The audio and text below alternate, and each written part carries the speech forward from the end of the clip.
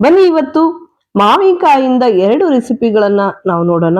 ತುಂಬಾನೇ ರುಚಿಕರವಾದಂತ ಟೇಸ್ಟಿಯಾದಂತ ರೆಸಿಪಿಗಳು ಮಾವಿನಕಾಯಿ ಚಟ್ನಿ ಮತ್ತು ಮಾವಿನಕಾಯಿ ಚಿತ್ರಾನ್ನ. ತುಂಬಾ ರುಚಿಕರವಾದಂತ 2 ರೆಸಿಪಿಗಳು. ಬನ್ನಿ ಇವಾಗ ಫಸ್ಟ್ ಮಾವಿನಕಾಯಿ ಚಿತ್ರಾನ್ನ. ನಾನು ಒಂದು ತೋತಪುರಿ ಮಾವಿನಕಾಯಿನ ತಗೊಂಡಿದ್ದೀನಿ. ಮಾವಿನಕಾಯಿ ತುಂಬಾನೇ ಸಿಹಿ ಇರೋದ್ರಿಂದ ಜಾಸ್ತಿನೇ ತುರ್ಕೊಂಡ್ರೆ ಚೆನ್ನಾಗಿರುತ್ತೆ. ಫಸ್ಟ್ ನಾನು ಮಾವಿನಕಾಯಿನ ತುರ್ಕೊಂತಾ ಇದ್ದೀನಿ ಚಿತ್ರಾನ್ನ ಮಾಡೋದಕ್ಕೆ. ನೋಡಿ ಈ ತರ ಉದ್ರುದ್ರವಾಗಿ ಇರಬೇಕು. ಎಲ್ಲವನ್ನೂ ಸಹ ನಾವು ತುರಿದ ಮೇಲೆ ಇದರಲ್ಲಿರುವಂತ ನೀರಿನ ಅಂಶವನ್ನ ತೆಗೆಯೋಣ. ಇಲ್ಲ ಅಂದ್ರೆ ಅನ್ನ ಮೆತ್ತಗಾಗುತ್ತೆ, ಉದ್ರುದ್ರ ಆಗೋದಿಲ್ಲ. ಹಾಗಾಗಿ ನಾವು ಒಂದ್ ಸ್ವಲ್ಪ ನೀರಿನ ಅಂಶನೆಲ್ಲ ನಾವು ತೆಗಿತಾ ಇದ್ದೀವಿ. ಈ ನೀರಿನ ಅಂಶ ಎಲ್ಲ ತೆಗೆದ ಮೇಲೆ ನಾವು ಒಂದು ಸೈಡಿಗೆ ಇಟ್ಕೊಳ್ಳೋಣ. ನೆಕ್ಸ್ಟ್ ನಾವು ಒಂದು ಬಾಣಲಿಯನ್ನ ಇಟ್ಟು ಬಾಣಲಿ ಕಾದ ಮೇಲೆ ಇದಕ್ಕೆ ನಾವು 3 ರಿಂದ 4 ಸ್ಪೂನ್ ಅಷ್ಟು ಎಣ್ಣೆ ಕಾದ ಮೇಲೆ 1 ಸ್ಪೂನ್ ಸಾಸಿವೆ. ತುಂಬಾನೇ ಸಿಂಪಲ್ಲು, ಬೇಗನೆ ಮಾಡ್ಕೋಬಹುದು. ಆದ್ರೆ ಮಾವಿನಕಾಯಿ ಸೀಸನ್ ಅಲ್ಲಿ ಮಾವಿನಕಾಯಿ ಚಿತ್ರಾನ್ನ ಮಾಡದೇ ಇದ್ರೆ ಚೆನ್ನಾಗಿರುತ್ತಾ? ನೋಡಿ ಸಾಸಿವೆ ಚಟ ಚಟ ಅಂತ ಸಿಡಿದ ಮೇಲೆ 1 ಸ್ಪೂನ್ ಜೀರಿಗೆ, 1 ಸ್ಪೂನ್ ಕಡಲೆಬೇಳೆ ಕಂದು ಬಣ್ಣ ಬರೋವರೆಗೂ ನಾವು ಹುರ್ಕೋಬೇಕು. ಸಿಂಪಲ್ ಆಗಿ ಬೇಗನೆ ಮಾಡ್ಬೋದು. ನೋಡಿ ಕಡಲೆಬೇಳೆ ಕಂದು ಬಣ್ಣ ಬರೋವರೆಗೂ ಹುರ್ಕೊಂಡು, ಮಾವಿನಕಾಯಿ ಚಿತ್ರಾನ್ನಕ್ಕೆ ಬೆಳ್ಳುಳ್ಳಿ ತುಂಬಾ ರುಚಿ ಕೊಡುತ್ತೆ. ಹಾಗಾಗಿ ನಾನು ಒಂದು 4 ರಿಂದ 5 ಹಸಿರು ಬೆಳ್ಳುಳ್ಳಿನ ಜಜ್ಜಿಟ್ಕೊಂಡಿದ್ದೆ. ಹಾಗೆ ಹಸಿಮೆಣಸಿಕಾಯಿ ಮತ್ತು ಕರ್ಬೇವು ಸೊಪ್ಪು ಇಷ್ಟನ್ನು ಹಾಕಿ ನಾವು ಫಸ್ಟ್ ಹುರ್ಕೋಬೇಕು. ಆಮೇಲೆ ನಾವು ಈರುಳ್ಳಿ ಸಣ್ಣದಾಗಿ ಹೆಚ್ಚಿಟ್ಕೊಂಡಂತ ಈರುಳ್ಳಿನೂ ಸಹ ಹಾಕಿ ಹಸಿ ಘಮ ಘಮ ಹೋಗೋವರೆಗೂ ಇದನ್ನ ಹುರ್ಕೋಬೇಕು. ತುಂಬಾ ರುಚಿಕರವಾದಂತ ಟೇಸ್ಟ್ ಆದಂತ ಚಿತ್ರಾನ್ನ. ಮಾವಿನಕಾಯಿ ಚಿತ್ರಾನ್ನಕ್ಕೆ ಟೊಮೊಟೊ ಹಣ್ಣಿನ ಅವಶ್ಯಕತೆ ಇರೋದಿಲ್ಲ. ನಿಂಬೆ ಹಣ್ಣು, ಟೊಮೊಟೊ ಹಣ್ಣು ಎರಡೂ ಸಹ ಬೇಡ. ಯಾಕೆಂದ್ರೆ ಮಾವಿನಕಾಯಲ್ಲೇ ಹುಳಿ ಇರೋದ್ರಿಂದ. ರುಚಿಗೆ ತಕ್ಕಷ್ಟು ಉಪ್ಪು, ಒಂದು ಅರ್ಧ ಸ್ಪೂನ್ ಅಷ್ಟು ಅರಿಶಿಣದ ಪುಡಿ ಇಷ್ಟನ್ನು ಹಾಕಿ ನಾವಿವಾಗ ಮಿಕ್ಸ್ ಮಾಡ್ಕೊಳ್ಳೋಣ. ಇವಾಗ ಚಿತ್ರಾನ್ನ ಹುಳಿ ರೆಡಿ ಆಗ್ತಾ ಇದೆ. ಒಂದು 2 ನಿಮಿಷಗಳ ಕಾಲ ಇದನ್ನ ಪೂರ್ತಿಯಾಗಿ ಎಣ್ಣೆಯಲ್ಲಿ ಹುರ್ಕೊಂಡು ಆಮೇಲೆ ಇದಕ್ಕೆ ನಾವು ತುರಿದು ರೆಡಿ ಮಾಡ್ಕೊಂಡಂತ ಮಾವಿನಕಾಯಿ ಅದರ ನೀರಿನ ಅಂಶ ತೆಗಿಬೇಕು. ಏಕೆಂದ್ರೆ ನೀರಿನ ಅಂಶ ಇದ್ರೆ ಅನ್ನ ಮೆತ್ತಗಾದಂಗ ಆಗುತ್ತೆ, ಉದ್ರಂಗ ಆಗಲ್ಲ. ಅದಕ್ಕೋಸ್ಕರ ಮಾವಿನಕಾಯಿಲಿರುವ ತುರಿದಿರೋ ಮಾವಿನಕಾಯಿ ಇರುವ ನೀರಿನ ಅಂಶವನ್ನ ತೆಗಿಯೋಣ. ನೋಡಿ ಇವಾಗ ಚಿತ್ರಾನ್ನದ ಹುಳಿ ರೆಡಿಯಾಗಿದೆ. ಇದಕ್ಕೆ ನಾವು ತುರಿದಿರುವಂತ ಮಾವಿನಕಾಯಿನೂ ಸಹ ಹಾಕ್ತಾ ಇದೀವಿ. ಬೇಕು ಅಂದ್ರೆ ಕೊನೆಗೆ ಅನ್ನದ ಮೇಲೂ ಹಾಕೋಬಹುದು, ಇಲ್ಲ ಅಂದ್ರೆ ಒಗ್ಗರಣೆಗೂ ಸಹ ಹಾಕೋಬಹುದು. ಪೂರ್ತಿ ಕಲಸಿದ ಮೇಲೂ ಸಹ ಹಾಕಿ ಮಾವಿನಕಾಯಿ ತುರಿನ ಕಲಿಸ್ಬೋದು. ನಾನು ಒಗ್ಗರಣೆಗೆ ಹಾಕಿ ಈಗ ಇದನ್ನ ಕಲಿಸ್ತಾ ಇದ್ದೀನಿ. ನೋಡಿ ಮಾವಿನಕಾಯಿ ಚಿತ್ರಾನ್ನದ ಒಗ್ಗರಣೆ ಇವಾಗ ರೆಡಿ ಆಗ್ತಾ ಇದೆ. ಇವಾಗ ಇದಕ್ಕೆ ನಾವು ಮೊದಲೇ ಅನ್ನವನ್ನ ಮಾಡಿಟ್ಕೊಂಡಿದ್ವಿ. ಅನ್ನವನ್ನ ನಾವು ಇವಾಗ ಒಗ್ಗರಣೆಗೆ ಹಾಕಿ ಕಲಸಿ ಆಹಾ ತಿಂತಾ ಇದ್ರೆ ಎಷ್ಟು ರುಚಿ ಇರುತ್ತೆ ಗೊತ್ತಾ? ನೋಡಿ ಅನ್ನನೂ ಸಹ ಇವಾಗ ರೆಡಿ ಆಗಿದೆ.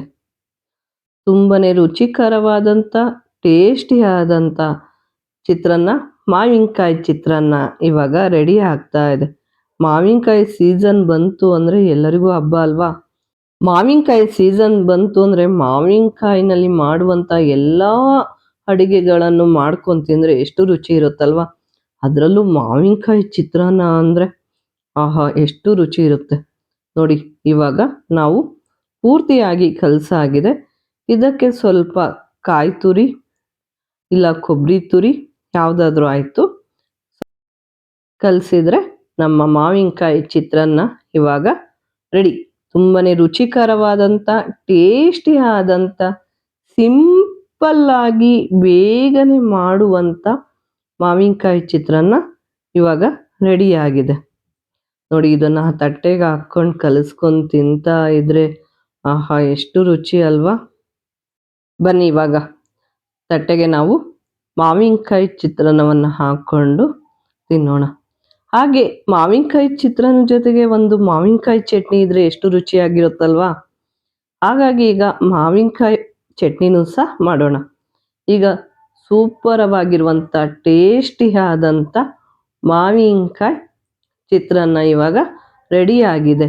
ತುಂಬನೇ ರುಚಿಕರವಾದಂಥ ಟೇಸ್ಟಿಯಾದಂಥ ಸಿಂಪಲ್ಲಾಗಿ ಮಾಡುವಂಥ ಮಾವಿನಕಾಯಿ ಚಿತ್ರಾನ್ನ ಈಗ ರೆಡಿ. ನೆಕ್ಸ್ಟ್ ನಾವು ಮಾವಿನಕಾಯಿ ಚಟ್ನಿ.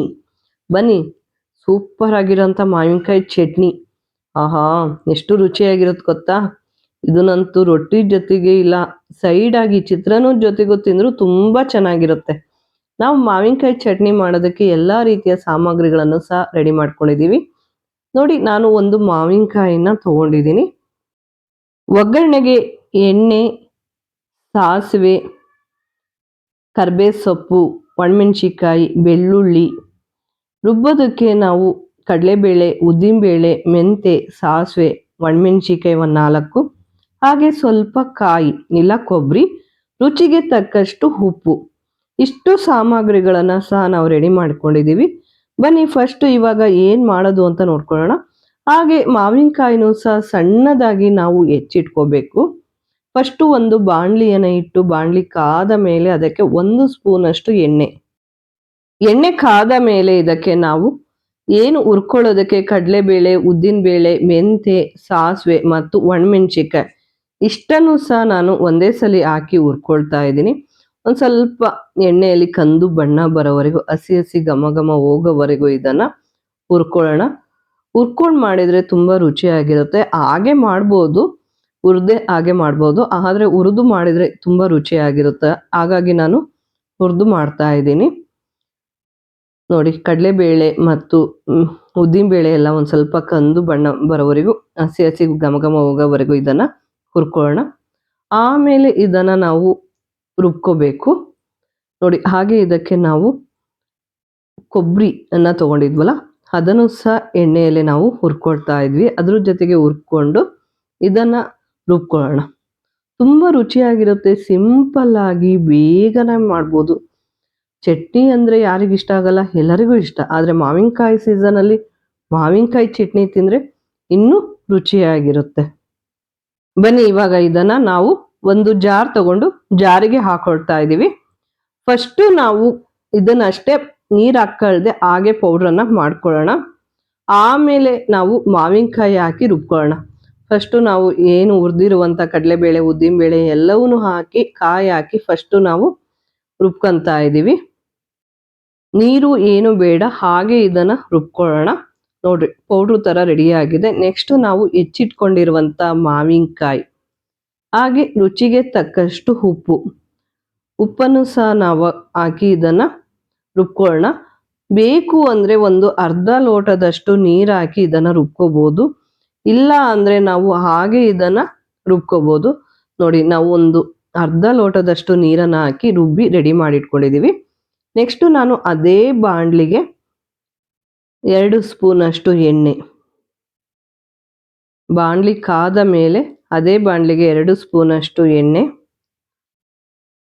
ಎಣ್ಣೆ ಕಾದ ಮೇಲೆ ಅದಕ್ಕೆ 1 ಸ್ಪೂನ್ ಸಾಸಿವೆ, ಕರ್ಬೇವು ಸೊಪ್ಪು, ಒಂದು 7ರಿಂದ 8 ಹಸ್ಲು ಕರ್ಬೇವು ಸೊಪ್ಪು, ಒಣಮೆಣಸಿನ್ಕಾಯಿ, ಬೆಳ್ಳುಳ್ಳಿ ಹಸ್ಲು ಒಂದು 7ರಿಂದ 8 ಬೆಳ್ಳುಳ್ಳಿ ಹಸ್ಲು, ಇಷ್ಟನ್ನು ಹಾಕಿ ನಾವು ಒಗ್ಗರಣೆಯನ್ನು ರೆಡಿ ಮಾಡ್ಕೊಳ್ಳೋಣ. ಈಗ ನಾವು ರುಬ್ಬಿರುವಂಥ ಚಟ್ನಿಯನ್ನು ಸಹ ಇದಕ್ಕೆ ಹಾಕೊಳ್ಳೋಣ. ಹಸಿ ಹೋಗೋವರೆಗೂ ಇದನ್ನು ಹುರಿದು ಒಗ್ಗರಣೆಯನ್ನು ರೆಡಿಯಾಗಿದೆ. ಈ ಒಗ್ಗರಣೆಗೆ ನಾವು ರುಬ್ಬಿರುವಂಥ ಮಾವಿನಕಾಯಿ ಚಟ್ನಿನೂ ಸಹ ನಾವು ಹಾಕೊಳ್ತಾ ಇದ್ವಿ. ನೋಡಿ, ಸೂಪರ್ ಆಗಿರುವಂಥ ಒಂದು ಮಾವಿನಕಾಯಿ ಚಟ್ನಿನೂ ಸಹ ಇವಾಗ ರೆಡಿಯಾಗಿದೆ. ತುಂಬನೇ ರುಚಿಕರವಾದಂಥ ಟೇಸ್ಟಿಯಾದಂಥ ಮಾವಿನಕಾಯಿ ಚಟ್ನಿ ರೆಡಿ. Thank you. ಬಾಯ್.